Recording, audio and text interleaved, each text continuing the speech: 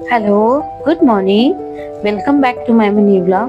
तुमचं सर्वांचं माझ्या ब्लॉगमध्ये खूप खूप स्वागत आहे. आज अन्वी उठल्या उठल्याच तिला अभ्यास करायचा होता, कारण तिची एक्झाम होती. मी तिला काल म्हटलं की तू अभ्यास केला नाहीस, तर तिने लगेच बॅग आणली आणि माझा अभ्यास घे असं ती मला म्हणाली. मग मीही थोडा तिचा अभ्यास घेतला आणि छान ती अशी अभ्यास करत होती. मग मी थोडं स्वयंपाकाला लागले आणि स्वयंपाकाला लागताना मनात विचार आला की का आपलं एवढंच अस्तित्व आहे. मग स्वतःला म्हटलं, स्वतःच्या आनंदाला थोडं विचारलं. घरच्यांच्या हसऱ्या चेहऱ्यासाठी ती जगते. सकाळच्या किरणांसोबत तिचा दिवस उजळतो आणि चुलीवरच्या धुरांसोबत संसार फुलतो. कधी आई, कधी बहीण, कधी पत्नी बनते. प्रत्येक भूमिकेतून ममता ओसंडून वाहत असते. थकव्याची जाणीव तिला कधीच नसते मुळी, कारण तिचं सुख घरच्यांच्या सुखात असतं. तिच्या हातात घासात प्रेमाचा गोडवा असतो.